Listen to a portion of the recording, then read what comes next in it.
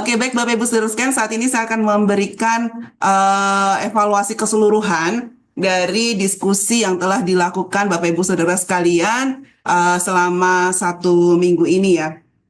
Ada 5 modul, ada 5 pelajaran dalam modul EDK dan setiap hari kita ada 2 pertanyaan diskusi yang kita diskusikan bersama-sama. Oke, untuk pertanyaan yang pertama, ini ada pertanyaan, apakah semua orang pada titik tertentu dalam hidupnya akan mengalami krisis identitas, mengapa dan apa faktor-faktor penyebabnya? Ya, dari IDK 1 sampai 3 rata-rata berpendapat bahwa setiap orang tuh pasti akan mengalami krisis identitas ya, karena berbagai macam hal, perubahan hidup, kekecewaan, ada konflik yang ekstrim di dalam hidupnya, pola didik keluarga dan sebagainya ya. Tetapi semua ya kalau diperhatikan selalu melihat bahwa akarnya juga karena dosa. Tetapi ada juga peserta yang memberikan pendapat bahwa rata-rata setiap identitas atau krisis identitas itu biasanya terjadi pada usia-usia remaja ya, seperti itu, karena banyak pengalamannya disampaikan oleh para peserta ya. Jadi dari sisi psikologi ya, pengalaman pribadi juga ada, termasuk sisi teologis, dan rata-rata mengatakan dulu menghadapi atau mengalami masa-masa untuk krisis identitas itu ketika masa remaja atau mengalami atau menghadapi kasus-kasus seperti itu. Dan juga ada beberapa peserta juga menyebutkan ya contoh-contoh dalam Alkitab ya, banyak juga ya yang mengalami krisis identitas di dalam hidupnya sebelum mereka mengenal Allah atau sebelum mereka memahami panggilan Allah di dalam hidupnya. Contohnya saja si Musa atau Gideon gitu ya. Bahkan Paulus juga yang mengalami satu krisis identitas di dalam hidup mereka sebelum mereka akhirnya melakukan apa yang menjadi panggilan Tuhan di dalam hidup mereka, dan bagaimana mereka menyadari bahwa mereka itu adalah umat Allah ya.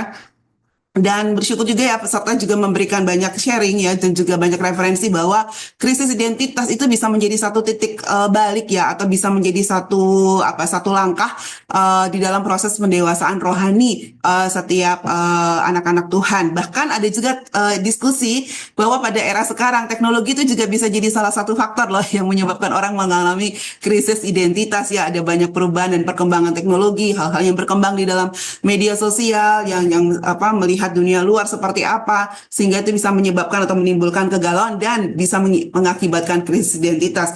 Dari diskusi pertanyaan pertama ini ya, kita juga bisa belajar ya bahwa krisis identitas itu sebenarnya bukan hanya terjadi dalam fase-fase tertentu atau umur manusia, Bapak Ibu Saudara sekalian ya.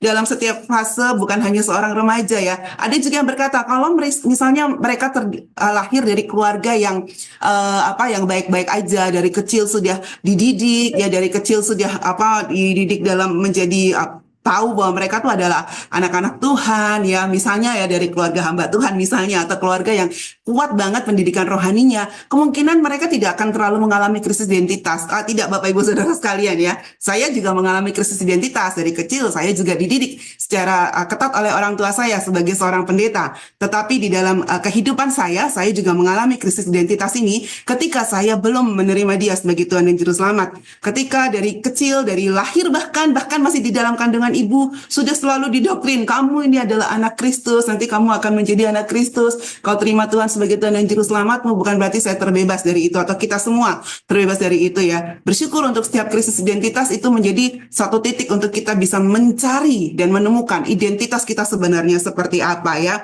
Jadi jawaban atas krisis identitas yang terjadi dalam hidup kita bukan ditemukan di dalam dunia, itu harus menjadi ujungnya ya Bapak Ibu Saudara sekalian ya. Tetapi ketika kita mengalami krisis identitas, Tuhan akan menolong kita bahwa jawabannya adalah ada di dalam Kristus. Dan bersyukur ya pada jawaban pertanyaan pertama ini, peserta juga bisa saling menolong, menanggapi, sehingga bisa sampai kepada kesimpulan tersebut ya. Lalu pertanyaan yang kedua, itu tentang apakah identitas diri dapat mempengaruhi cara seseorang hidup dan cara seseorang mengambil keputusan, lalu memberikan contoh-contohnya. Ya. Identitas sangat-sangat mempengaruhi cara seseorang hidup dan cara mereka mengambil keputusan. Kalau kita mau bicara tentang contoh ya, itu contoh yang bisa kita lihat itu adalah dalam kehidupan Paulus ya. Dia selalu ketika dia belum bertobat, dia bahkan di dalam salah satu kitab di Kisah Para Rasul, dia berkata, aku ini adalah seorang penganiaya, aku ini adalah seorang Farisi. Ya, dia selalu membanggakan identitasnya itu. Tetapi ketika dia sudah menerima dan percaya Yesus dan hidup untuk melayani dia selalu menekankan, aku ini adalah pelayan atau hamba Tuhan ya. Jadi dia dan apa perubahan identitas itu sangat memperlihatkan cara dia mengambil keputusan, cara dia berpikir, cara dia bertindak ya.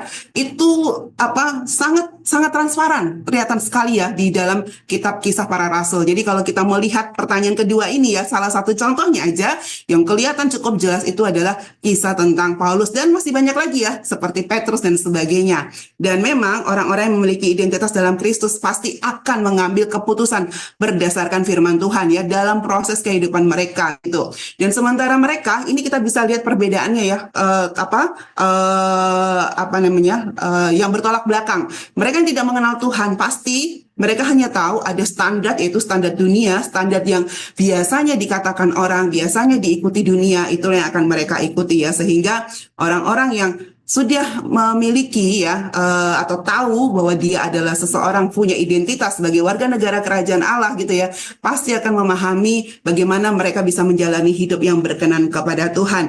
Tetapi ya memang orang percaya walaupun dia sudah punya identitas dalam Kristus ya sebagai warga negara kerajaan Allah, tetap saja bisa melakukan kesalahan dalam mengambil keputusan gitu ya. Tetapi Bapak Ibu Saudara sekalian, seperti firman Tuhan ya berkata, ketika orang percaya jatuh, mereka tidak akan jatuh sampai tergeletak, tetapi Tuhan akan memegang tangan mereka untuk kembali berdiri.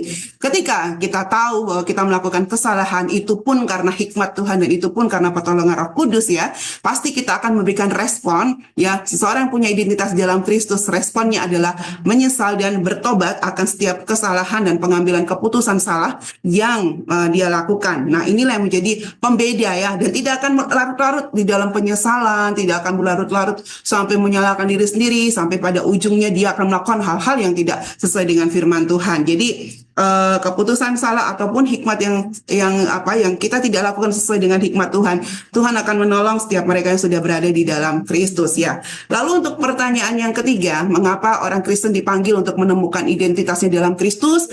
Apakah berarti orang Kristen dilarang untuk punya identitasnya sendiri? Cukup seru nih diskusi-diskusi yang saya lihat di IDK 1 sampai 3 gitu ya. Dan peserta ini kesimpulan yang didapat dari IDK 1 sampai 3 ya. Dalam Kristus manusia menemukan identitas sejatinya. Manusia itu orang percaya gitu ya. Karena manusia dikembalikan lagi kepada rencana semula Allah menciptakan manusia itu segambar dan serupa dengan Allah. Banyak banget poin yang dibahas gitu ya tentang bahwa kalau kita punya identitas yang baru di dalam Kristus gitu ya. Orang Kristen itu tidak akan kehilangan ciri khasnya ya. Semua ciri khasnya, keunikan yang Tuhan berikan kepada kita gitu ya sebagai seorang manusia gitu, tidak akan langsung terus tiba-tiba hilang gitu ya. Ya tetap harus akan ada di dalam dirinya, tetapi sudah dibungkus dengan identitas kita yang baru di dalam Kristus gitu. Itu akan terpadu baik identitas kita di dalam Kristus dan keunikan ya setiap individu di dalam Tuhan akan terpadu untuk kita bisa melakukan kehendak Tuhan, dan tujuannya adalah untuk memuliakan Tuhan. Di sini ada juga diskusi ya di dalam salah satu grup tentang panggilan umum ya. Seseorang yang sudah punya identitas di dalam Kristus punya dua panggilan, yaitu panggilan umum. Panggilan umum adalah menjadi murid Kristus, menjadi pengikut Kristus, tapi juga ada yang harus menghadapi atau dipanggil secara khusus biasanya untuk menjadi misionaris ya, atau untuk menjadi seorang penginjil, pendeta dan sebagainya ya. Itu ada diskusi-diskusi juga seperti itu ya. Tetapi Bapak Ibu Saudara sekalian ya, orang Kristen memang dipanggil untuk menemukan identitasnya di dalam Kristus. Karena apa? Identitas kita yang lama itu sudah mati gitu. Jadi itu yang harus terus-menerus kita ingat ya. Kenapa kita bisa katakan identitas kita yang lama sudah mati? Karena Kristus telah membeli kita dengan darahnya. Kita dulu yang adalah budak dosa, sekarang kita adalah menjadi anak-anak Allah. Begitu Bapak Ibu Saudara sekalian. Sehingga apapun yang sudah ya Kristus tebus gitu ya. Dan ketika kita diberikan identitas yang baru, semua yang ada di dalam diri kita itu mengikuti. Baik itu kepribadian, baik itu talenta dan latar belakang kita, apapun gitu ya, harus kita tundukkan kepada Tuhan untuk kemuliaannya. Itu sebabnya kita harus menemukan identitas kita di dalam Kristus supaya kita tahu untuk apa kita hidup dengan segala keberadaan yang boleh Tuhan berikan kepada kita. Jadi kita hidup nggak sembarangan, kita hidup tidak menuruti pola-pola yang ada yang berlaku ya, karena kita masih di dunia ini Bapak Ibu Saudara sekalian. Suara-suara dunia itu lebih kenceng biasanya gitu ya, sehingga kita perlu selalu menghidupi identitas kita di dalam Kristus ini gitu ya. Lalu pertanyaan yang keempat, keselamatan dalam Kristus, dalam Yesus Kristus memberikan identitas identitas baru bagi orang percaya. Apakah hal ini terjadi secara otomatis? Jawabannya bervariasi nih, Bapak Ibu Saudara sekalian. Ada yang bilang ya, karena keselamatan adalah anugerah. Tetapi ada juga yang mengatakan, oh tidak, ya itu tidak terjadi otomatis karena apa? Identitas baru perlu dijalani dengan pertumbuhan rohani ya. Nah, ini diskusi yang berkembang dari IDK 1 sampai dengan IDK 3. Bahkan ada juga yang akhirnya terjebak menjadi apa tadi ya di IDK 3 sempat disampaikan oleh Ray juga. Fokusnya malah jadi keselamatan. Jadi malah mendiskusikan tentang keselamatan. Ini nggak hanya di IDK 3 karena tadi saya ikut di kelas IDK 3. Di IDK 1 juga ada ini akhirnya menjadi apa tentang keselamatan dan sebagainya. Bahkan IDK 2 juga ada yang nyerempet ke sana ya. Jadi bukan tentang identitasnya, sehingga bahkan ada yang sampai kepanjangan membahas tentang keselamatan ini. Nah, Bapak Ibu Saudara sekalian, untuk menjalani hidup yang punya identitas dalam Kristus pasti akan kelihatan ya dari buahnya, begitu ya. Ini juga yang menjadi satu kesepakatan dari beberapa peserta juga ya. Tetapi kadang kita tidak mau melihat atau kurang melihat adanya karya Roh Kudus. Jadi kesannya ketika kita harus memberikan buah atau menghasilkan buah, jadinya kayak setengah mati gitu ya. Ya, jadinya kayak usaha kita sendiri, padahal di dalamnya itu ada campur tangan dan karya Roh Kudus gitu. Bapak Ibu Saudara sekalian ya, sebagai orang percaya, ketika kita percaya kepada Kristus, kita langsung mendapat status baru sebagai anak Allah ya. Tetapi satu hal yang harus kita ingat, pola pikir kita, karakter kita, cara hidup kita harus selalu diperbarui. Ini menjadi proses kehidupan kita. Proses seorang percaya ya, bagaimana dia bisa mendapatkan identitasnya adalah dia pertama kali dibenarkan dulu. Ya, Kristus membenarkan dia dibenarkan sehingga dia bisa mendapatkan statusnya sebagai warga negaraan kerajaan Allah, menjadi anak-anak Allah ya, dibenarkan oleh Kristus. Lalu di dalam prosesnya setelah dibenarkan dia akan mengalami proses pengudusan ya, akan dikuduskan. Jadi ini semua proses-proses pembaruan pikiran ya, hidup ditundukkan, hidup lama dilepaskan, punya hidup yang baru. Ini akan memasuki proses pengudusan dan ini bukan satu proses yang ringan. Karena apa? Kulit-kulit kita yang lama itu harus dicopot, Bapak Ibu Saudara sekalian ya. Harus diganti dengan kulit-kulit yang baru yang dari Tuhan, dan itu bukan proses yang mudah ya, dan sangat-sangat membutuhkan pertolongan oleh Roh Kudus. Sehingga pada akhirnya nanti ada proses lagi ya, ketika kita sama-sama dimuliakan dan disempurnakan di dalam identitas kita semakin disempurnakan, sejatinya disempurnakan ketika kita bertemu dengan Kristus dalam kemuliaan. Begitu Bapak Ibu Saudara sekalian. Lalu pertanyaan yang kelima, setelah kita menerima identitas baru dalam Kristus, bagaimana membuat identitas lama kita semakin pudar dan mati kuasanya? Apa sih usaha yang harus kita lakukan? Nih jawaban peserta banyak yang konkret ya, banyak yang masih kurang konkret, tetapi ya banyak yang belum bisa secara praktis gitu ya untuk memberikan cara-cara supaya kita bisa meninggalkan identitas kita yang lama gitu. Tapi ada juga yang sudah memberikan beberapa pengalamannya ya, bagaimana dalam proses pertumbuhannya menghidupi identitasnya sebagai orang percaya.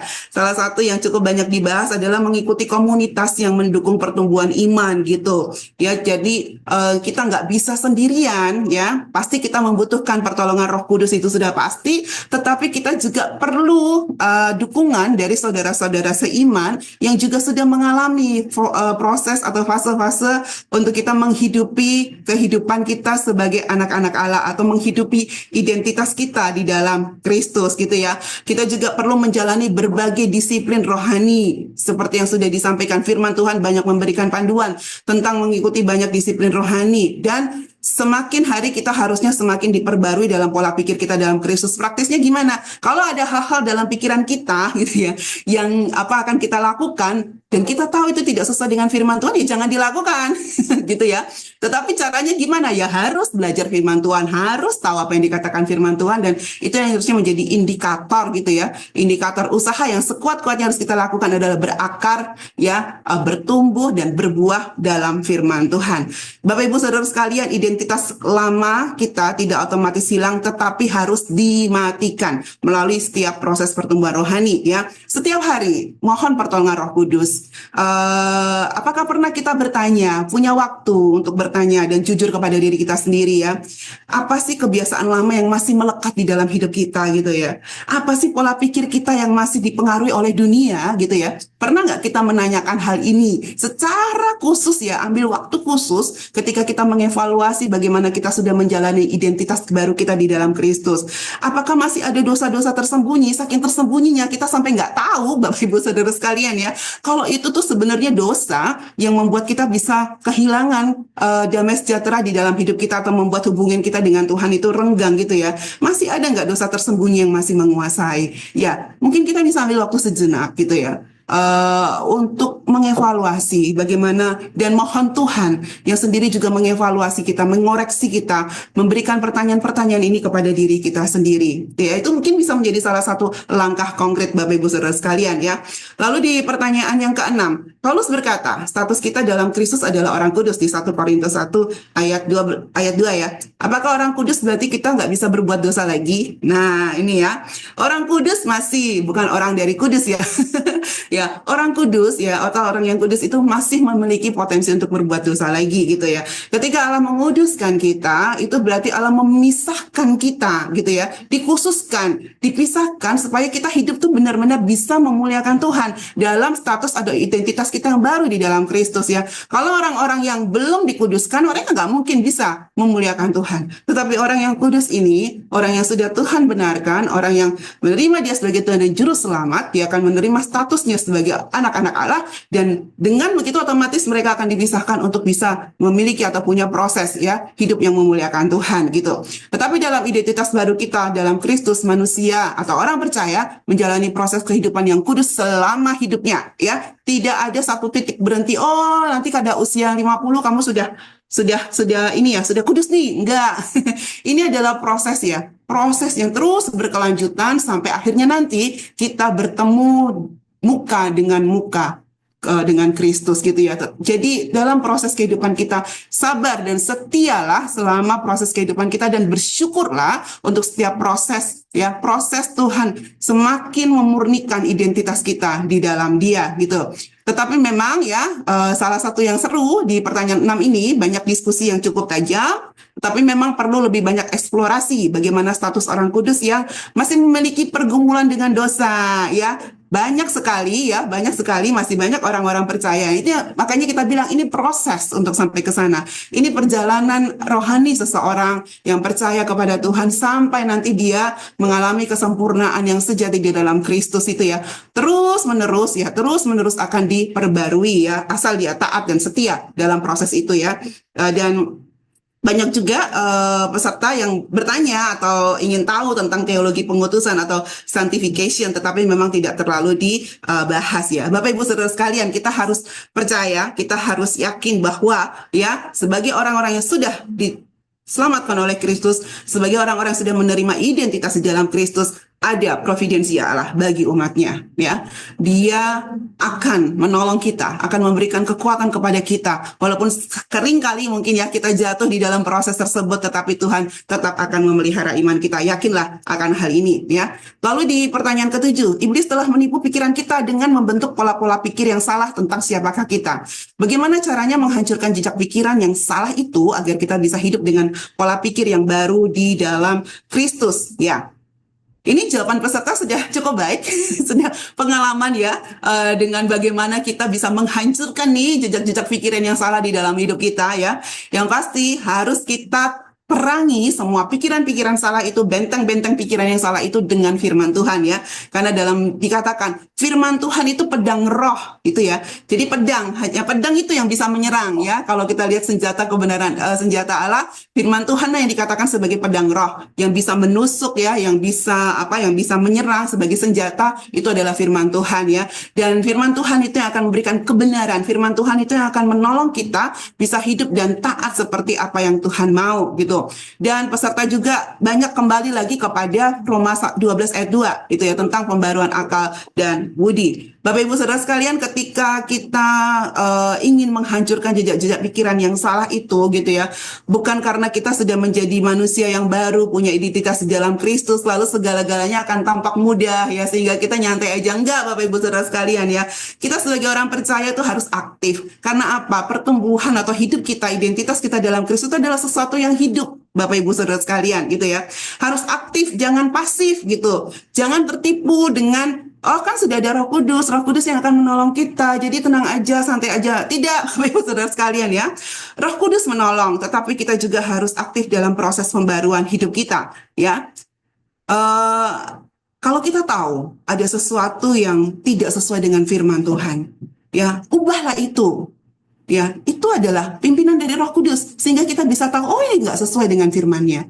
Ya, kuatkan hati, walaupun mungkin itu bertentangan dengan hal-hal yang ada di sekitar kita. Kadang itu yang menjadi berat, Bapak Ibu Saudara sekalian ya. Kita kompromi nih ya, kita kompromi, nanti Tuhan juga pasti mengasihi aku, Tuhan akan mengampuni aku. Jangan seperti itu Bapak Ibu Saudara sekalian ya. Kalau kita tahu ada yang tidak sesuai dengan firman Tuhan ya, dengan hikmat Tuhan, mohon pertolongan Tuhan, kita bergerak aktif untuk mengubah yang tidak sesuai dengan firman Tuhan itu dan selalu isi pikiran kita dengan firman Tuhan setiap saat. Ya, kalau kita mau melakukan sesuatu, mau memikirkan ke sesuatu, mungkin pertanyaan ini perlu, what would Jesus do? Kalau saya menghadapi ini, apa sih yang akan Kristus lakukan? Dan itu akan menolong kita kembali lagi kepada firman-Nya ya. Jadi tiap hari ini tanya nih, what would Jesus do? Ya, ada buku yang sangat baik, bagus untuk itu ya. Nah, lalu di pertanyaan ke-8, apakah betul reaksi emosi negatif seperti kemarahan, kekhawatiran, ketakutan, depresi, dan lain-lain adalah lampu indikator bahwa ada yang belum beres dengan keadaan kerohanian kita? Bagaimana menanganinya dengan bijaksana? Lagi-lagi nih ya, ini yang membuat diskusi juga jadi hidup. Ada perbedaan pendapat ya. Beberapa setuju bahwa emosi negatif itu menunjukkan masalah kerohanian ya. Tetapi ada juga yang melihatnya sebagai bagian dari kemanusiaan atau proses dari memang itu ada masalah-masalah psikologis, mungkin kelelahan juga atau sakit dan sebagainya gitu ya.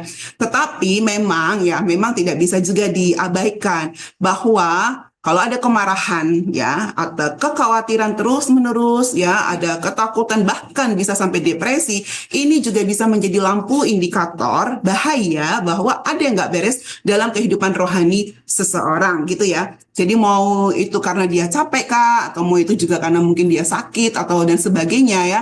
Ketika ini tidak segera dibereskan atau tidak segera dicari akar masalahnya ya, itu bisa jadi ya, dan itu terus-menerus terjadi, itu bisa jadi memang ada yang tidak beres dalam kehidupan rohaninya gitu ya. Tetapi Bapak Ibu Saudara sekalian ya, lagi-lagi ya, kita perlu melihat ya dari sisi, kembali kepada sisi apa yang firman Tuhan katakan. Kalau kita lihat di dalam firman Tuhan, ada juga sih beberapa hal tentang emosi-emosi seperti itu ya, tetapi bisa juga Tuhan gunakan untuk membentuk karakter gitu ya. Satu hal yang harus kita pastikan, kita tetap setia di dalam Dia, kita tetap setia di dalam hubungan kita dengan Tuhan itu ya, selalu menjaga keintiman kita dengan Tuhan, selalu terhubung dengan Dia gitu, dan harus melawan segala macam bentuk ketakutan kita dalam doa, dalam penyembahan pujian kepada Tuhan, dan senantiasa mengandalkan Dia. Ini saya baru hari Minggu kemarin juga ya, sempat merasakan emosi negatif itu terjadi kepada saya ya. Ketika hari Minggu jam 7 seharusnya ibadah, jam 1 dapat kabar, dan itu membuat saya tuh overthinking tentang banyak hal dalam pelayanan di gereja gitu ya.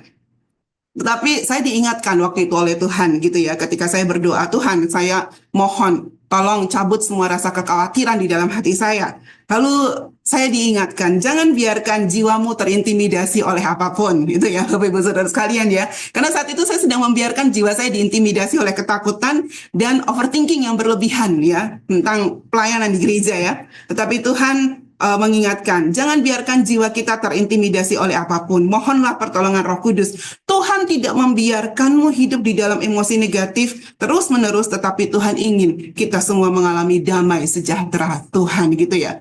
Jadi kalau kita masih terus dikuasai oleh emosi negatif, itu pasti kita akan kehilangan damai sejahtera. Itu sudah pasti Bapak Ibu Saudara sekalian. Kalaupun ada yang merasakan terus emosi negatif karena faktor-faktor yang mungkin di luar dirinya, mungkin Tuhan ingin juga kita menolong orang lain, tetapi kita bereskan dulu diri kita. Emosi-emosi negatif itu mohon Tuhan untuk kikis, ganti dengan damai sejahtera, dan hilangkan semua ketakutan-ketakutan yang mengintimidasi kita, membuat kita overthinking terhadap Tuhan. Begitu Bapak Ibu Saudara sekalian.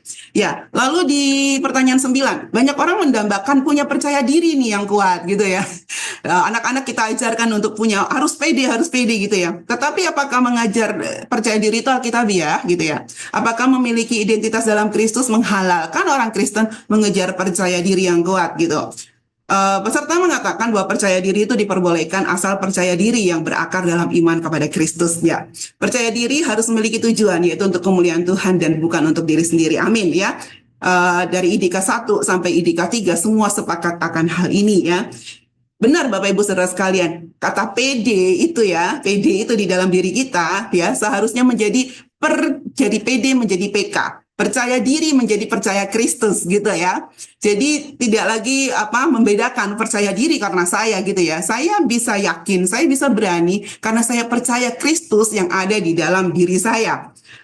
Ketika saya menjadi yakin dan berani itu bukan untuk membuktikan siapa sih saya, siapa sih Evi gitu ya. Itu bukan untuk mendapatkan validasi dari dunia gitu, melainkan untuk menyatakan di dalam saya. Ketika kita dengan percaya diri menyatakan atau dengan penuh keyakinan dan keberanian menjalani kehidupan ini dan menjalankan peran kita apapun yang Tuhan berikan kepada kita dengan berani, itu berarti kita melakukannya untuk menyatakan bahwa Kristus ini yang ada di dalam saya gitu ya.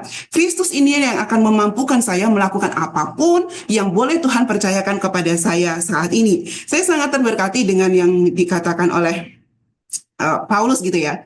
Itu sebabnya aku menderita seperti sekarang ini. Namun aku tidak malu karena aku tahu kepada siapa aku percaya. Ya, aku yakin bahwa ia sanggup menjaga apa yang telah ia percayakan kepadaku sampai hari itu tiba. Ya, siapa sih Paulus? Paulus itu luar biasa loh Bapak Ibu Saudara sekalian. Dia punya banyak sekali talenta dan dia punya banyak apapun yang bisa menolong dia untuk hidup bahkan tanpa Kristus. Tetapi saat ini ketika Kristus mencabut seluruh identitasnya yang lama dan berganti dengan identitasnya yang baru ya, segala hal yang bertolak belakang dengan hidupnya yang lama, dia harus menanggalkan statusnya yang lama di dunia ini gitu ya. Dia mengalami penderitaan, tetapi penderitaan yang dia alami itu ya tidak menjadikan dia malu ya. Semua secara dunia mungkin dianggap dirinya mengalami penurunan yang drastis secara status dunia gitu ya. Tetapi justru dia semakin berani karena dia tahu dia tidak lagi percaya kepada dirinya sendiri, tetapi dia percaya kepada Kristus dan dia yakin kepercayaannya di dalam Kristus itulah yang akan menjaga dia untuk bisa terus berani dan yakin melakukan apa yang Tuhan mau sampai dia bertemu dengan Kristus muka dengan muka gitu ya. Pertanyaan yang 10 yang terakhir, banyak orang Kristen telah memiliki identitas di dalam Kristus, tetapi tidak ada kuasanya. Faktanya, banyak orang Kristen masih sering merasa nggak berharga, banyak orang Kristen merasa nggak aman, khawatir, dan nggak layak. Mengapa ada diskrepansi atau ketidaksesuaian antara pengetahuan dan fakta seperti ini? Bagaimana mengatasinya? Ya, sepakat dengan peserta bahwa ya hal-hal ini bisa terjadi ketika kita hanya menjadi pendengar dan bukan pelaku firman. Banyak orang mengatakan saya orang Kristen ya, saya sudah menerima Tuhan sebagai Tuhan dan juru selamat saya ya, tetapi tidak pernah menghidupi atau jarang atau tidak aktif menghidupi apa yang menjadi perkataan Tuhan di dalam dirinya. Banyak yang hanya belajar firman Tuhan untuk menambah pengetahuan atau knowledge-nya supaya saya menjadi orang Kristen. Ketika saya ditanya tentang firman Tuhan, saya bisa menjawab ya. Saya bisa berdebat, siapapun yang mengajak saya debat, ayo monggo silahkan gitu ya. Tetapi ketika ada masalah terjadi atau ada ujian iman yang sesungguhnya terjadi di dalam hidupnya gitu ya, akan kembali lagi kepada kehidupan atau identitasnya seperti sebelum dia percaya kepada Kristus. Mungkin sering merasa nggak berharga, sering merasa nggak aman, khawatir dan nggak layak gitu ya. Karena apa? Karena kurangnya ya pengaplikasian di dalam firman Tuhan di dalam kehidupannya gitu, dan kurang mengandalkan mungkin pekerjaan atau karya Roh Kudus ya. Saya yakin ketika orang yang sudah mendengarkan firman Tuhan, orang yang sudah belajar firman Tuhan, pasti Roh Kudus akan selalu mengingatkan dia akan apapun yang sudah dia dengar, akan apapun yang sudah dia pelajari, dan itu akan menolong kita untuk melakukan firman Tuhan. Tapi kalau tidak peka, ya, tidak setia, bahaya gitu ya. Nah, faktor-faktor lainnya juga didiskusikan peserta, adanya kurangnya pengalaman pribadi bersama Tuhan, adanya pengaruh lingkungan, nggak disiplin rohani, betul sekali. Ya, mungkin ada masalah-masalah yang harus dibereskan gitu ya. Ya, tentu saja ya. Kita tadi sudah dikatakan harus aktif, jangan pasif gitu. Terus lakukan disiplin rohani, ikutilah persekutuan Kristen dan terlibatlah dalam pelayanan, dan jangan lupa andalkan selalu pertolongan Roh Kudus. Bapak Ibu Saudara sekalian ya, terima kasih untuk setiap sharing yang sudah dibagikan dari IDK 1 sampai IDK 3, pertanyaan 1 sampai dengan pertanyaan ke-10 ya. Di sini kita sama-sama menggumuli ya. semua yang sudah ikut di sini adalah manusia-manusia atau orang-orang percaya yang sudah punya identitas di dalam Kristus.